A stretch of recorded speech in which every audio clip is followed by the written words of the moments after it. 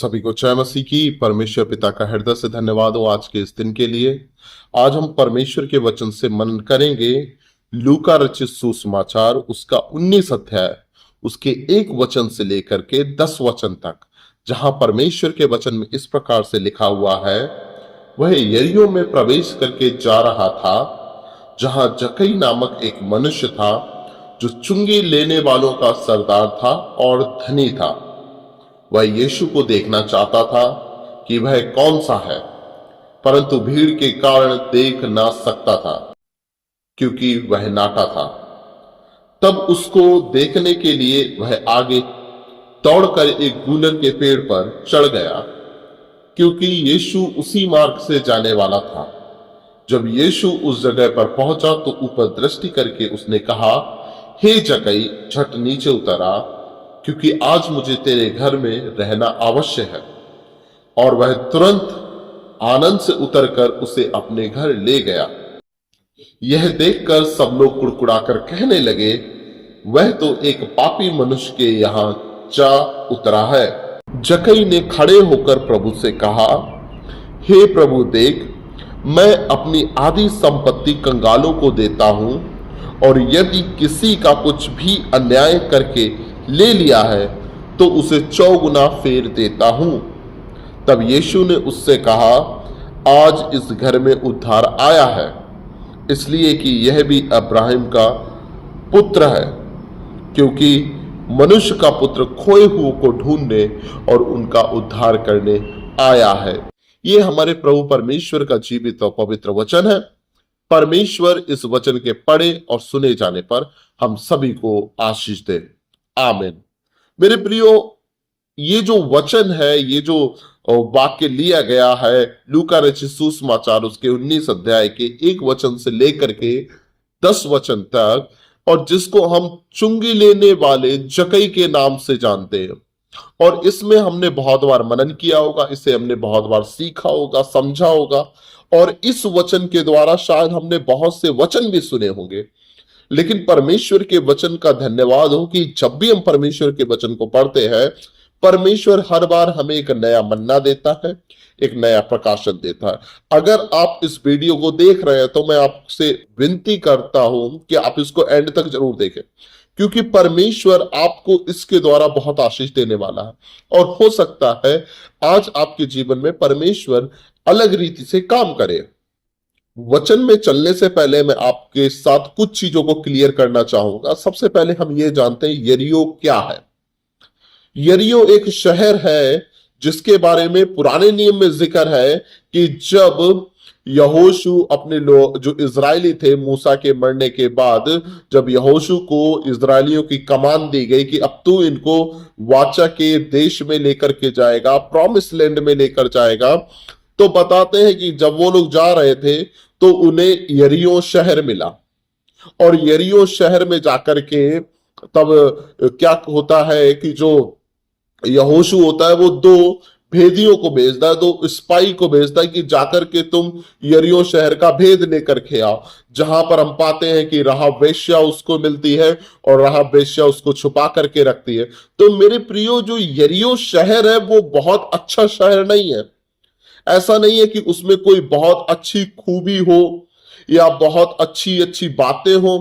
यहां पर सबसे ज्यादा चोर, लुटेरे, डाकू अपना निवास रखते थे, क्योंकि इस जगह में सबसे ज्यादा भ्रष्टाचार होता था, वेश्यागमन होता था। और जब हम पुराने नियम को पढ़ते हैं तो वहां पे लिखा हुआ है कि वहां पर जो राहाब थी वो एक वेश्याओं की हेड हुआ करती थी, और उसके अंडर में बहुत सी वेश्याएं काम करती थी। तो ये जो जगह थी ना यरीहो, ये चोर, डाकू, लुटेरों के लिए, हत्यारों के लिए परफेक्ट जगह थी छुपने की। क्योंकि यहां पर ना तो इनसे कोई इनकी आइडेंटिटी पूछता था, ना तो इनसे कोई इनकी पहचान पूछता था। वहां पर सिर्फ आप रुपया दो और आप जैसे चाहो वैसे रह सकते हो, जो चाहो वो खा सकते हो। तो ये बहुत अच्छी जगह नहीं थी। तो हम कुल मिलाकर के इसको एक पाप की नगरी बोल सकते हैं, क्योंकि वहां जितने भी काम होते थे बुरे ही होते थे। जितने लोग होते थे वो भी सब बुरे ही होते थे। तो पहली बात उसमें क्या है कि उसको हम एक पाप की नगरी बोल सकते हैं। दूसरी बात अगर हम इसमें देखते हैं तो इसमें लिखा हुआ है कि जकई जो था वो एक मनुष्य है और वो चुंगी लेने वालों का सरदार है ना। हमारी हिंदी बाइबल में थोड़ा गड़बड़ है। गड़बड़ क्या है कि वो चुंगी लेने वालों का सरदार है, लेकिन यही अगर हम ग्रीक बाइबल को पढ़ते हैं, जो ग्रीक बाइबल है अगर हम उसको पढ़ते हैं तो उसमें लिखा हुआ है आर्किटेलोनेस। आर्किटेलोनेस, तो ये ग्रीक शब्द है। जब हम ग्रीक बाइबल में पढ़ते हैं तो उसमें जो ग्रीक शब्द आया है आर्किटेलोनेस, तो इसका मतलब होता है chief of the tax collectors और superintendent of the tax collector. तो आप समझ सकते हैं एक सरदार होता है वो बहुत बड़ा शब्द नहीं, वो एक छोटा ही शब्द होता है ना, जैसे 8 10 20 लोगों के ऊपर जो हेड होता है। लेकिन यहां पर इसका मतलब क्या है, जो ग्रीक शब्द है उसका मतलब है chief of the tax collectors. मतलब उस शहर में जितने भी टैक्स कलेक्टर थे उन सबका चीफ और हेड इंचार्ज कौन था? जक्कई। जो वहां पर जितने भी चौकियां होती थी टैक्स वसूल करने वाली, जो जो चुंगी लेने वाली जितनी भी चौकियां होती थी, उनका जो सबसे बड़ा मालिक होता था, जो सबका सुपरिटेंडेंट होता था, जो सबका बॉस होता था, वो था जक्कई। तो जक्कई कोई छोटा मोटा इंसान नहीं था, ये बहुत धनवान था, बहुत पावरफुल इंसान था, है ना। अब हम आते हैं वचन की ओर और थोड़ा हम इसमें यह भी देखते हैं कि जो यरूशलेम है वो यरीहो से लगभग 26 किलोमीटर दूर था, है ना। यरूशलेम से यरीहो लगभग 26 किलोमीटर दूर था और यहां जाने के लिए आपको नाव की सहायता नहीं मिलेगी, आपको पैदल जाना पड़ेगा। तो यीशु मसीह पैदल यरूशलेम से यरीहो तक 26 किलोमीटर पैदल चल करके गए। और इसको एक और बात है, जो यहाँ का मार्ग है, जो यरूशलेम से यरीहो का मार्ग है, उस मार्ग को बोला जाता था द वे ऑफ ब्लड, मतलब लहू का मार्ग। क्यों ऐसा होता था?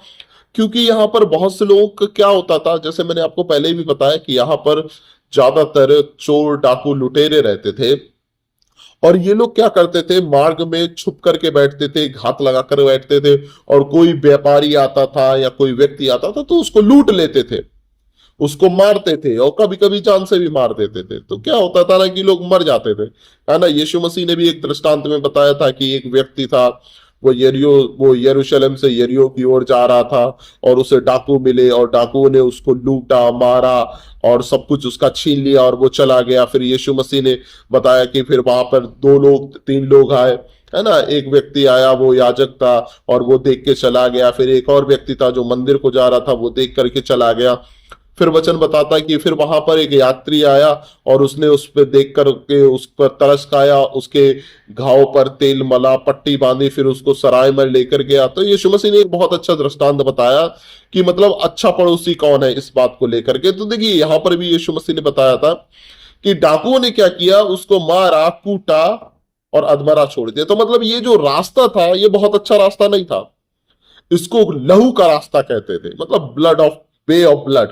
क्योंकि यहां पर अच्छे लोग नहीं रहते थे, वहां चोर डाकू हमेशा घात लगा करके रहते थे कि कब कौन आकर के इस रास्ते पर आए और हम उसे लूट ले, उसका जो भी सामान है वो छीन ले। प्यार से देगा तो अच्छी बात है, नहीं होएगा तो मार कूट के छीन लेंगे। तो ये अच्छा रास्ता नहीं था। अब हम आते हैं वचन की ओर, है ना। जो वचन हमने पढ़ा है, तो पहली बात इसमें क्या आती है कि जो जकई था वो कौन था? चुंगी लेने वालों का चीफ था, है ना। हम चीफ कहेंगे उसको, है ना, क्योंकि वो सरदार छोटा वर्ड आता है।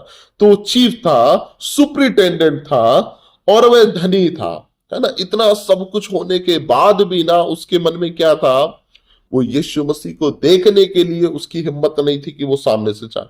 हो सकता है कि उसने यीशु मसीह के बारे में सुना हो कि बहुत से लोग जो आते थे उस यरीहो शहर में, वो बताते हो कि देखो यरूशलेम में एक व्यक्ति है यीशु मसीह नाम का और उसके पास बहुत पावर है, उसके पास बहुत सामर्थ है और वो क्या करता है, लोगों को चंगाई देता है। तो हो सकता है कि जो जकई था उसने भी यीशु मसीह के बारे में सुना हो, लेकिन अच्छी बात क्या है कि वो यीशु मसीह को देखने की इच्छा रखता है, कि वो यीशु मसीह को देखे। और यीशु मसीह को देखने के लिए वो क्या करता है, बहुत से यत्न करता है। बताता है कि एक स्थान से दौड़ करके दूसरे स्थान को जाता है और कहता है कि यीशु मसीह इस मार्ग से जाना वाला है, तो मैं क्या करूंगा, गूलर के पेड़ पे चढ़ जाऊंगा और यीशु मसीह को देख लूंगा। दो बातें यहां पे है। पहली बात कि जो यरीहो शहर है, वहां पर शॉर्टकट लेना बहुत कठिन था, क्योंकि वहां पर नुकीले पत्थर पाए जाते थे। अगर आप गिर गए तो हो सकता है कि पत्थर आपके आर पार हो सकता है, आप मर भी सकते हैं, है ना। तो वहां पर आपको शॉर्टकट लेना बहुत टफ जाता था, आपको मार्ग से ही जाना पड़ेगा। लेकिन जब इस व्यक्ति को यीशु मसीह की देखने की इच्छा थी, तो वचन कहता है ये दौड़ करके दूसरे रास्ते पर पहुंचा। तो जाहिर सी बात है, इसने कहीं ना कहीं शॉर्टकट लिया होगा और गूलर के पेड़ पर चढ़ा। अब जो इंसान सुपरिटेंडेंट है, चीफ है, जिसके पास पावर है, अथॉरिटी है, पैसा है, वो चाहता तो ये भी कह सकता था कि देखो यीशु नाम का व्यक्ति हमारे शहर में आया है, अपने 4 लोगों को भेजता, सैनिकों को भेजता और कहता कि जाओ उसको लेकर के मेरे सामने लेकर के आओ, मैं उसको मिलना चाहता हूं। लेकिन उसने ऐसा कुछ भी नहीं किया, क्योंकि वो शायद यीशु मसीह की पवित्रता को जानता था। जो उसके सामने यीशु मसीह की बातें होती थी कि एक व्यक्ति है जो यीशु मसीह नाम का है और वह लोग को चंगा करता है, वह अपने आप को परमेश्वर का पुत्र बताता है, तो हो सकता है उसके मन में इस बात पे विश्वास आया हो और वो जान के आओ कि यीशु मसीह पवित्र जन है और परमेश्वर का बेटा है। तो इसलिए वो डर रहा था परमेश्वर के सामने आने के लिए। तो इसलिए वो क्या चाह रहा था कि मैं चुपचाप से देख लूंगा और बस अपने मार्ग से निकल जाऊंगा। लेकिन दूसरी बात हम क्या देखते हैं कि भले ही ये एक पापी मनुष्य था, लेकिन इसकी अच्छी बात क्या थी, ये एक पवित्र परमेश्वर की देखने की इच्छा थी।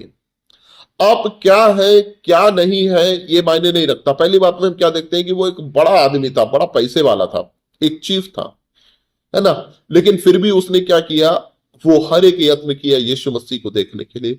तो मेरे प्रियो, ये मायने नहीं रखता कि हम कितने बड़े हैं या कितने छोटे हैं, हमारे पास कितना पैसा है कितना कम पैसा है, लेकिन हमारा हृदय कैसा है यीशु मसीह को देखने के लिए, ये मायने रखता है। दूसरी बात इसमें क्या रखते हैं कि भले ही वो एक पापी मनुष्य था, एक पाप की नगरी में रहता था, लेकिन उसकी इच्छा थी कि वो परम पवित्र परमेश्वर को देखे, परम पवित्र परमेश्वर के पुत्र को देखे। मेरे प्रियो, ये बात क्या है कि जब हम परमेश्वर की नजदीकी में आते हैं, तो ये इस बात को निर्भर करता है कि हम क्या देखना चाहते हैं। बहुत से लोग चंगाई को देखने के लिए आते हैं, बहुत से लोग चमत्कारों को देखने के लिए आते हैं, बहुत से लोग छुटकारे को देखने के लिए आते हैं, लेकिन ये व्यक्ति यीशु मसीह को देखने के लिए आ रहा था। मेरे प्रियो, हमारे और आपके मन में ये बात जरूर होनी चाहिए कि हम जब मसीह में, हम क्यों हैं। हम क्या आशीष पाने के लिए हैं, चंगाई पाने के लिए, छुटकारा पाने के लिए हैं, फाइनेंशियल आशीष पाने के लिए, झगड़ों से दूर रहने के लिए, या हम यीशु मसीह को देखने के लिए। जब हमारा फोकस यीशु मसीह पर होएगा, तो दुनिया की जितनी चीजें हैं वो हमें डिस्ट्रैक्ट नहीं करेंगी। वो दुनिया की जितनी भी चीजें हैं वो हमें सब छोटी लगेंगी यीशु मसीह के सामने। जब इस व्यक्ति को यीशु मसीह के बारे में पता चला, तो यीशु मसीह के सामने इसकी पावर, इसकी पोजीशन, इसका पैसा, इसका रुपया, सब इसको बहुत छोटा लगा और इसलिए ये इधर उधर भाग करके यीशु मसीह को देखना मांग रहा था। तीसरी बात इसमें हम देखते हैं कि यीशु मसीह सब कुछ जानता है ना। जब यीशु मसीह उसके पास गए तो यीशु मसीह ने देखा कि अरे जकई तो गूलर के पेड़ पे है। जकई नहीं जानता था कि यीशु मसीह कौन सा है, लेकिन यीशु मसीह जानते थे कि जकई कौन सा है ना। क्योंकि जब यीशु मसीह जा रहे थे, यीशु मसीह हमेशा एक साधारण मनुष्य के जैसे जाते थे। यीशु मसीह कभी ऐसा नहीं करते थे कि वो बड़ा सा यहां पर सर पर लिख के जाए कि मैं यीशु मसीह हूं, या ऐसा भी नहीं था कि यीशु मसीह के आगे पीछे सब लोग एक राजा महाराजा के जैसे उसको गोद में उठा करके ले जा रहे हो। वो एक आम मनुष्य के जैसे जाते थे। तो जकई के लिए ये जानना बहुत कठिन था कि ये जो भीड़ है यीशु मसीह के साथ, इनमें यीशु मसीह कौन सा है। और ऐसा भी नहीं था कि यीशु मसीह दूसरे तरीके के कपड़े पहने हो या उनकी दूसरे तरीके की कोई बनावट हो। वो भी एक आम व्यक्ति के जैसे रहते थे, आम व्यक्ति के जैसे कपड़े पहनते थे। तो इसको यीशु मसीह कौन है ये जानना कठिन था, लेकिन यीशु मसीह के लिए बहुत सरल था कि जकई कौन है। मेरे प्रिय, हो सकता है कि आप यीशु मसीह की खोज में हैं और आपको यह लगता है कि यीशु मसीह का मिलना बहुत कठिन है, लेकिन इतना याद रखिए यीशु मसीह आपको जानता है और यीशु मसीह को यह भी पता है कि आप किस स्थिति में हैं, आप किस परिस्थिति में हैं। यीशु मसीह आपको भी जानता है, आपके परिवार को भी जानता है, आपके खानदान को भी जानता है, आपकी स्थिति को भी जानता है, आपकी बीमारी, परेशानी, तकलीफ सबको जानता है। लेकिन उसने क्या कहा, तू झट नीचे उतर आ, मुझे तेरे घर में जाना आवश्यक है। जरूरी ये है जब हम परमेश्वर की खोज में रहते हैं तो एक्चुअली परमेश्वर की खोज में हम नहीं, लेकिन परमेश्वर हमारी खोज में पहले हो जाता है। जैसे कि मैं आपको क्या बता रहा था कि यहां पर जब जकई के पास यीशु मसीह पहुंचे तो जकई को नहीं पता था कि यीशु मसीह कौन है, लेकिन यीशु मसीह ने कहा तू नीचे उतर आ, और जकई को पता चल गया यही यीशु मसीह है। वो बिना कुछ कहे यीशु मसीह को अपने घर लेके गया, है ना। और चौथी बात इसमें हम क्या देखते हैं कि जैसे ही यीशु मसीह उसके घर में गए, वो यीशु मसीह के सामने खड़ा हुआ तो जो कुछ उसके मन में था उसने सब बोल दिया। जो कुछ उसके सामने था, उसका पाप था, उसने सब कुछ बोल दिया। मेरे प्रियो, पहली बात इसमें क्या समझ में आती है? पहली बात ये समझ में आती है जब हम परमेश्वर की उपस्थिति में आते हैं, जब हम परमेश्वर की नजदीकी में आते हैं, हमारा पाप ऑटोमेटिकली हमारे सामने आना शुरू हो जाता है। इससे पहले हो सकता है जो जकई था उसके लिए वो ऊपरी कमाई हो सकता है उसके लिए वो परमेश्वर की आशीष हो सकता है उसके लिए बहुत सी बातें हो सकती हैं जिनकी वजह से वो हो सकता है एक्स्ट्रा मनी चार्ज करता हो या ज्यादा कर लेता हो। लेकिन जैसे ही वो यीशु मसीह की उपस्थिति में आया, जैसे ही वो परमेश्वर यीशु मसीह के नजदीकी में आया, जैसे ही परमेश्वर की उपस्थिति में आया, क्या हुआ? उसका पाप उसके सामने प्रकट होना शुरू हो गया। मेरे प्रियो, ऐसा क्यों हुआ? क्योंकि जब हम परमेश्वर की उपस्थिति में जाते हैं तो जो पाप है वो परमेश्वर की उपस्थिति में छिप नहीं सकता। वो परमेश्वर की उपस्थिति में आते ही प्रकट होना शुरू हो जाता है। और वही इसके साथ हुआ। अगर हम जब परमेश्वर की नजदीकी में आते हैं, हमें हर एक हमारा पाप याद करना शुरू हो जाता है। हमें याद होना शुरू हो जाता है कि अरे कि हमने कभी किसी को गलत बोला था, हमने कभी किसी के लिए बुरा सोचा था। और परमेश्वर का वचन बताता है कि हम तुरंत उनके लिए क्या करते हैं? पश्चाताप करना शुरू कर देते हैं। और इसमें हम पांचवी बात देखते हैं, वो ये है कि उसका पश्चाताप देखो कैसा था।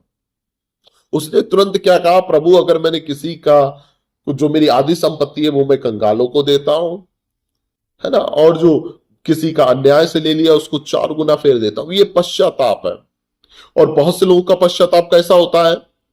शनिवार को रविवार को जब चर्च में जाएंगे, प्रभु हम आपकी संतान है, जैसे हमने अपने अपराधियों को क्षमा किया आप भी हमारे अपराधों को क्षमा करें। और फिर सोमवार से लेकर के शनिवार तक हम क्या करेंगे? खूब पाप करेंगे, है ना। और खूब पाप करेंगे, खूब बुराई करेंगे, खूब चोरी करेंगे, खूब चुगली करेंगे, खूब व्यभिचार करेंगे, खूब भ्रष्टाचार करेंगे। और बाद में फिर रविवार को आकर के, प्रभु जैसे हमने अपने अपराधियों को क्षमा किया आप भी हमारे अपराधों को क्षमा करें। हम परमेश्वर की ग्रेस का क्या करते हैं? एडवांटेज उठाते हैं। आज बहुत से लोगों ने क्या किया? लोगों के दिलों को दुखाया। बहुत से लोगों ने लोगों की चीजों को जब्त कर लिया। और फिर क्या करते हैं? परमेश्वर, आज बहुत से मसीह लोग हैं, उन क्या करते हैं ना, लीगली इलीगली क्या करते हैं ना, वैध तरीके से अवैध तरीके से लोगों की जमीनों को कब्जा करते हैं, लोगों को नीचा दिखाने की कोशिश करते हैं, अपने आप को ऊपर उठाने के लिए लोगों का अपमान करते हैं। और फिर हम परमेश्वर के सामने आते कहते हैं प्रभु क्षमा करें। मेरे प्रियो, ये आधा अधूरा पश्चाताप है। अगर हम पश्चाताप करना चाहते हैं तो सबसे पहले अगर हमने किसी का ले लिया है धमकी से, इलीगल तरीके से, अवैध तरीके से, हमें उसका वापस करना है। अगर मैंने किसी को गलत बोला है तो जरूर यह है कि पहले हम जा करके उससे माफी मांगे। यीशु मसीह ने एक बहुत अच्छा उदाहरण दिया। यीशु मसीह ने कहा कि अगर तेरा भाई तेरे से रूठा हुआ है तो बेदी पर बलिदान करने से पहले बलिदान को वहीं छोड़ दे, पहले अपने भाई से जाकर के मेल मिलाप कर ले। वो सच्चा पश्चाताप है। पश्चाताप ये नहीं है कि हमने सोमवार से लेकर के शनिवार तक पाप किया और रविवार को, संडे को हमने जाके चर्च में हम घुटनों के बल बैठ कर हमने कहा प्रभु हमें क्षमा करो, हमसे गलती हो गई। ये पश्चाताप नहीं है। पश्चाताप ये है कि अगर हमने किसी के साथ बुराई की है तो उस बुराई के बदले हम क्या करें? उससे माफी मांग लें। अगर हमने किसी के साथ गलत किया है तो हम जाकर के उसके साथ जाएं और उसके साथ अपना मेल मिलाप कर लें। अगर हमने किसी का जोर जबरदस्ती करके कुछ ले लिया है तो वो हम जा करके वापस कर दें और उससे माफी मांगे। ये पश्चाताप है। तो पश्चाताप को समझना भी जरूरी है। ये पश्चाताप नहीं है कि हमने जो चाहा वो कर लिया और बाद में प्रभु माफ करे। ये आधा अधूरा पश्चाताप है। और अगर हम लगातार ये कर रहे हैं, इसका मतलब ये है कि हमने प्रभु यीशु मसीह के लहू की कीमत को नहीं समझा है, हमने प्रभु यीशु मसीह के सैक्रिफाइस को नहीं समझा है, और हम क्या कर रहे हैं, परमेश्वर पिता के प्रेम का मजाक बना रहे हैं और यीशु मसीह के बलिदान को आज तक नहीं समझे। आगे अगर हम देखते हैं तो इसमें लिखा हुआ है कि जो भी परमेश्वर के पास पश्चाताप के साथ आता है उसका उद्धार होता है। जैसे ही जक्कई ने पश्चाताप किया, यीशु मसीह कहते हैं आज इस घर में उद्धार आ गया। तो पश्चाताप जरूरी है, क्योंकि बिना पश्चाताप के हम परमेश्वर की नजदीकी में नहीं आ सकते। चाहे आप कितने भी प्रार्थना करने वाले हो, चाहे आप कितने भी बाइबल पढ़ने वाले हो, चाहे आप कितना भी दान देने वाले हो, अगर पश्चाताप सही तरीके से नहीं हुआ है तो हमारा उद्धार भी नहीं होएगा। इससे पहले यीशु मसीह ने उससे एक शब्द नहीं कहा कि देख तेरे घर में उद्धार आ गया। यीशु मसीह आए, उसके घर में खड़े हुए। यीशु मसीह ने सिर्फ इतना कहा आज मुझे तेरे घर में जाना आवश्यक। यीशु मसीह ये देख रहे थे कि जक्कई क्या करेगा, जक्कई अभी क्या करेगा। यीशु मसीह हमारे जीवन में भी ये देखते हैं कि अब ये क्या करेगा। इसने मेरे नाम को जान लिया, इसने मेरे वचन को जान लिया, इसने मेरे लहू को जान लिया, इसने मेरे लहू की कीमत को जान लिया, इसने मेरे बलिदान को देख लिया, इसने मेरे बलिदान के बारे में समझ लिया, इसने परमेश्वर के प्रेम के बारे में समझ लिया। अब ये क्या करेगा। हम लोग भी क्या करते हैं ना, कई बार परमेश्वर के प्रेम के बारे में जान लिया कि परमेश्वर ने जगत से ऐसा एक प्रेम किया कि उसने अपना इकलौता पुत्र दे दिया। यीशु मसीह के बलिदान के बारे में जान लिया कि हम जब पापी थे तब मसीह हमारे लिए मरा। हमने परमेश्वर के वचन के बारे में जान लिया कि वचन देहधारी हुआ। हमने परमेश्वर के वादों के बारे में भी जान लिया कि परमेश्वर क्या करेगा। यीशु मसीह ने कहा मैं तुम्हारे लिए जगह तैयार करने जाता हूं, है ना। हमने परमेश्वर के स्वर्ग के मार्ग के बारे में भी जान लिया, क्योंकि वचन कहता मार्ग सत्य जीवन मैं हूं। परमेश्वर ने कहा अब तो इसने सब कुछ जान लिया, अब ये क्या करेगा। अब बात आती है हमारे ऊपर, हम क्या करेंगे। अगर हमारा पश्चाताप सही नहीं है, अगर हम उस मार्ग पर नहीं चल पा रहे हैं, परमेश्वर के वचन की कीमत को नहीं समझ पा रहे हैं, उस प्रेम की कीमत को नहीं समझ पा रहे हैं, इसका मतलब यह है कि आज भी हमारा उद्धार अधूरा है, पूरा नहीं है, अधूरा है। और आखिरी बात जो है वो ये है कि आज भी परमेश्वर का आत्मा खोए हुओं को ढूंढ रहा है। जैसे यीशु मसीह एक पवित्र जन, परमेश्वर का पवित्र मेमना, परम पवित्र परमेश्वर यरूशलेम को छोड़ करके जो परमेश्वर का घर कहलाता है, यरीहो में जो पाप की नगरी है, जो लहू का रास्ता है, 26 किलोमीटर तपती गर्मी में पैदल चल करके उस एक व्यक्ति के लिए आया जो खोया हुआ था, जक्कई। मेरे प्रियो, परमेश्वर भी आपको खोज रहा है। अब ये जरूरी नहीं जो मसीह को नहीं जानता है वही खोया हुआ है। बहुत से ऐसे मसीह हैं जो चर्च जाते हैं, बाइबल पढ़ते हैं, प्रार्थना करते हैं, दान देते हैं, बड़ी बड़ी बातें करते हैं, लेकिन आज भी वो खोए हुए हैं। और परमेश्वर का आत्मा ऐसे लोगों को खोज रहा है ताकि उनका उद्धार हो सके। और उद्धार कैसे होएगा? पश्चाताप के साथ। मेरे प्रियो, परमेश्वर आप सभी को आशीष दे और होने दे कि इस वचन के द्वारा जो हमने बातों को सीखा है उन्हें हम अपने जीवन में लागू कर लें, ताकि परमेश्वर की इच्छा आपके जीवन में पूरी हो जाए। परमेश्वर आप सभी को आशीष दे। आमीन।